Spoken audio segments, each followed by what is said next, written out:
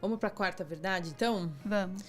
Bom, ter um transtorno alimentar não é uma escolha, é uma grave doença mental com influência biológica. Bom, isso posso comentar com verdade aí para vocês que realmente existe essa influência genética, né, muito forte. Não consigo afirmar, assim, que existem grandes estudos sobre isso. Porém, principalmente nos estudos de anorexia nervosa, já tem bem delimitado, assim, alguns genes, que eu não vou lembrar exatamente quais são, porque são umas siglas super difíceis. Mas existem já alguns genes mapeados e correlação, inclusive, com outros transtornos psiquiátricos. Tanto que é um pouco isso que a gente vê na prática, né? Existem outras coisas associadas e que sustentam o transtorno alimentar.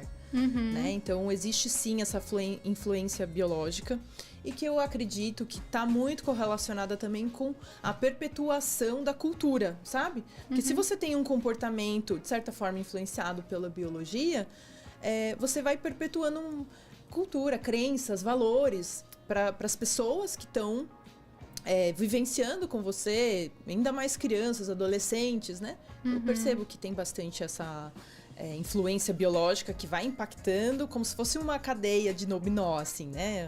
Uma coisa vai levando a outra. Sim, sim. Eu concordo. Eu acho que os estudos hoje a gente já tem um pouco mais de evidência de alguns genes para anorexia, né? Sim. BN e TCA ainda precisam de mais estudos. Mas eu também não vou lembrar os genes, mas se eu não me engano, o último artigo que eu li falavam que já identificaram 8 genes. Sim, então, estamos é caminhando nesse sentido. Verdade número 5. Transtornos alimentares afetam pessoas independentemente da idade, gênero, etnia, peso corporal, orientação sexual ou nível socioeconômico. Então, acho que é aquilo que a gente falou até no episódio anterior, né?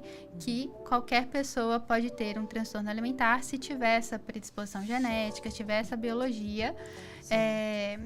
E aí encontrar algum outro gatilho, um outro fator ali, vai acabar desenvolvendo essa doença. Sim. Até um tempo atrás, eu acho que se falava muito que transtorno alimentar era coisa de mulher, de adolescente.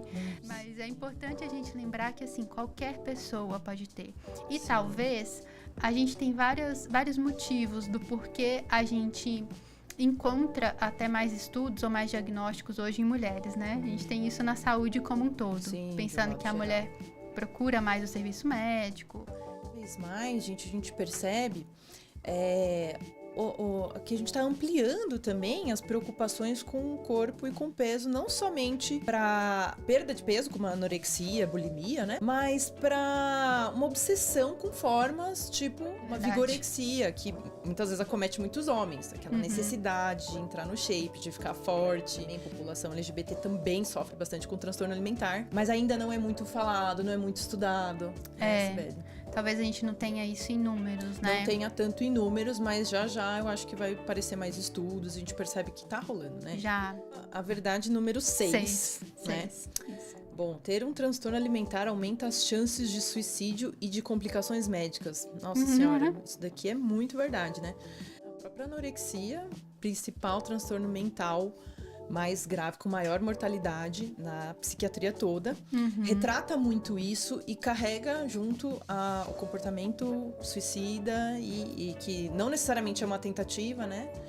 E a ideação, que são coisas diferentes, mas é muito frequente. Eu acho que dos transtornos a gente tem mais relevância, assim, a ideação suicida, a anorexia nervosa. A gente traz um sofrimento absurdo, é muito grande, né?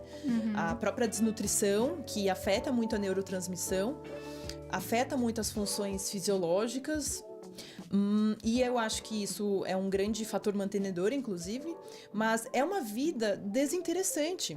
Sim. Né? Tanto que tem um exemplo disso, que é a libido baixa da anorexia, né? Da própria paciente anoréxica, que tem uma libido muito baixa, ela não tem interesse em buscar relações, fica uma vida completamente fixa na preocupação com o corpo, com o peso, vivendo em função disso. Então, o sofrimento é muito grande e não tem nada a ver com condição financeira, né?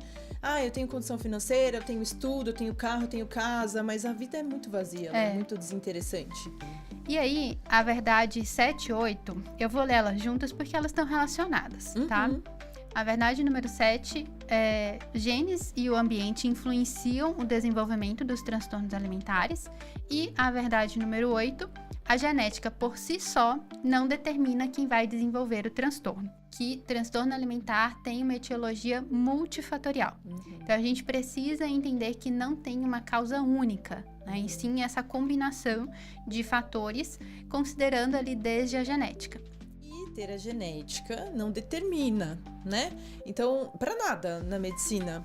Eu tenho uma genética para ter filhos gêmeos. Quem disse que você vai ter filhos gêmeos? Temos essa interação, né? Que é epigenética, que a gente chama. A interação entre o gene e o ambiente. Então, precisa acontecer outras coisas para que a pessoa desenvolva um transtorno alimentar. Mas, diante, assim, da nossa cultura atual, não é muito difícil, né? A gente esbarrar com fatores de risco aí para o transtorno alimentar. Culturalmente, cultura ocidental, principalmente, né? Acho que a gente tem bastante influência, assim, das redes, das mídias, do sucesso atrelado a um corpo perfeito, né? Sim. No ambiente feminino, corporativo. Sim. Agora, nas minorias também, a gente percebe bastante isso. E eu acho que se a gente considerar a nossa cultura de brasileiro, a gente consegue entender o quanto a gente valoriza a estética, né? É diferente a gente pensar, talvez, em um outro país que valorize tanto em todos os níveis, assim, não só de corpo, mas como estética como um todo. E quando a gente compara muitas vezes com outros países, não tem tanto essa valorização da aparência. Um dado que fala bastante a favor disso é como o gringo enxerga o brasileiro, a brasileira, né? Vamos falar da mulher brasileira, assim. Muitas vezes o homem gringo enxerga a mulher brasileira como um modelo de corpo escultural, com quadril grande. E, gente, a maior parte das brasileiras não tem quadril grande. E fica aquele estereótipo, uma necessidade de alcançar isso. E justamente tem todo um mercado por trás disso que ganha muito dinheiro, né? Verdade número 9. A recuperação total é possível. O tratamento precoce e a prevenção são muito importantes. A recuperação, ela é possível.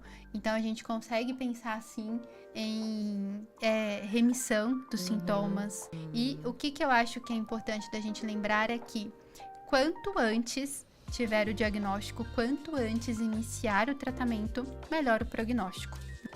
Eu acho que a gente percebe isso muito na psiquiatria infantil, em várias condições psiquiátricas. Quando a gente aborda de uma maneira precoce, temos resultados mais favoráveis. Até porque não é somente a criança que é tratada, é todo o ambiente em volta, a família. E no transtorno alimentar não vai ser diferente. Tanto que a gente tem, no Ambulim mesmo, né? A gente se depara com um monte de profissional que adora tratar a criança, adora tratar a família.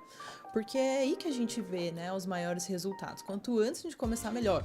E quanto antes a gente também conseguir, assim, fazer uma educação sobre esse tema, né? Atingir idades menores, melhor também. A gente tem mais resultados, porém, não quer dizer que uma pessoa que tem 10, 15 anos de transtorno, ela não tem a condição de se recuperar. Sim. Existe sim, né?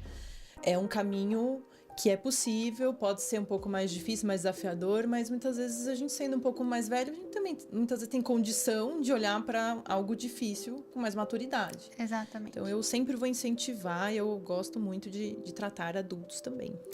Sim. Eu acho que é esse o caminho. É uma doença tão grave que causa tanto sofrimento, então nada como a gente ter esperança de que essa recuperação, essa remissão, ela pode acontecer e que é preciso um tratamento adequado, equipe multidisciplinar especializada e passinho por passinho. Passinho por passinho. Perfeito. Ótimo. Falamos então, comentamos aqui as 9 verdades. Eu acho que são muitas informações importantes, principalmente para as pessoas que talvez nunca tiveram contato, não têm contato com o tema transtorno alimentar. E como eu costumo falar, eu acho que a gente tem mais informações hoje sobre transtornos alimentares do que o que a gente tinha há um tempo. Mas, quando chega alguém no consultório, eu vejo que muitas vezes aquela pessoa, quando adulta, ela já passou ali, estava anos sofrendo com aquela doença. Quando chega uma paciente mais mais nova, adolescente, eu não atendo criança, né? Então, eu posso dizer ali de 15 anos para cima. Então, a família chega muito perdida, sem informação. E aí é o que eu digo de que quanto mais a gente falar, ainda é pouco. A gente precisa falar e falar e falar sobre transtornos alimentares, né? E a gente tá aqui para isso, né, Nath? Com certeza. Cada vez mais vamos falar sobre isso. Vamos então ao nosso quadro Dica Aleatória para Viagem. Hoje eu quero sugerir 2 livros para vocês.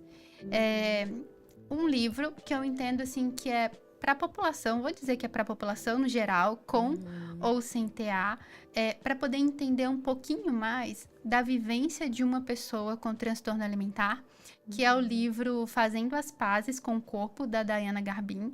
É um livro muito fácil de ler, muito fácil de entender, e ela conta, né, toda a história dela, desde o diagnóstico, conta um pouquinho do tratamento. A parte do tratamento eu gosto muito porque ela fala ali o quanto o tratamento nutricional foi desafiador, o quanto a nutricionista também foi muito importante para ajudar ela nessa recuperação toda. Então, eu acho que é um livro bem acessível e muito interessante. E um outro livro que eu queria sugerir aqui, e principalmente para profissionais de saúde, que é para entender o quanto um tratamento de transtorno alimentar ele é desafiador para o paciente, para as pessoas que estão em volta, para a família e também para os profissionais, né? Que é o livro que foi escrito pela Fernanda do Vale. Ela também, nesse livro, ela conta todo o tratamento dela da anorexia. O nome dele é Eu, Ele e a Enfermeira na Luta contra a Anorexia. E ele é um livro que funciona, não sei se funciona, mas tem uma parte dele que é realmente o diário dela do que ela ia escrevendo enquanto ela estava internada lá no Ambulim. Então, é um livro bem profundo, assim. Inclusive, se você tem alguma questão mais desafiadora com TA, não indico, porque pode ser bem difícil, né? Mas por isso que esse daqui eu sugiro mais para os profissionais. Sim, muito interessante esse livro mesmo, né? Bom, gente, a minha dica aleatória, ela é um pouco mais fofa do que a sua. Tem uma menininha nas redes sociais, no Instagram, que ela conta sobre a jornada dela com o transtorno alimentar, que é o transtorno alimentar restritivo evitativo. Ela é americana, né? Sim, uma graça. E aí a mãe dela faz a gestão desse canal, ela posta os vídeos dela reexperimentando os alimentos, né? Porque ela tem muito medo de experimentar coisas diferentes, com cheiros, com texturas. Ela sente um nojo imediato e traz sofrimento. Ela chegou a perder muito peso por conta disso, e ela tá nessa fase da infância ainda, tá em desenvolvimento. Então ela começou a fazer esse tratamento. Eu vou deixar aqui, gente, o arroba dela, porque é um pouco difícil de escrever. Mas ela tá super conhecida já, ela já tem 1 milhão de seguidores. Caramba! Cresceu muito a página dela. E ela é muito fofa, ela é uma gracinha. Você já viu ela, né? Já vi, eu sigo ela também. E o que eu acho muito legal do perfil dela, principalmente quando a gente fala de transtorno alimentar, é pra gente pensar nesse enfrentamento da doença. Então, quando eu vejo os videozinhos dela, eu fico pensando quanto é importante o paciente enfrentar o que a gente tanto fala no transtorno alimentar, que é a voz do TA. Então, cada vez que ela experimenta um alimento, o que ela consegue ou o que ela não consegue, é ela fazendo esse enfrentamento, que é tão importante em qualquer transtorno. Ela é muito corajosa, gente. Sim. É uma gracinha de ver. Muitas vezes tem alguns vídeos que ela não tá muito bem, assim, ela até expressa uma náusea, mas entendam que isso não é uma punição, que ela tá se propondo ao tratamento, não é fácil. Eu acho que ela coloca limites também, né, quando ela tá muito nauseada, assim. Mas eu acho que é muito interessante, retrata bem o transtorno alimentar restritivo evitativo, né? Nath, muito obrigada por estar aqui comigo de novo. Oportunidade. Precisamos nos encontrar mais para falar mais e mais sobre transtorno alimentar, porque tem assunto ainda. Gente, eu acho que é isso, assim, as 9 verdades, elas estão aí para desmistificar. Se vocês ficarem com alguma dúvida, entrem em contato que a gente explica, né, um pouco mais detalhadamente. Se vocês se identificam aí com algum problema, a gente está à disposição também, né? Sim. A gente é super acessível, né, Sibeli? Muito acessível. Vou deixar aqui embaixo o nosso arroba do Instagram.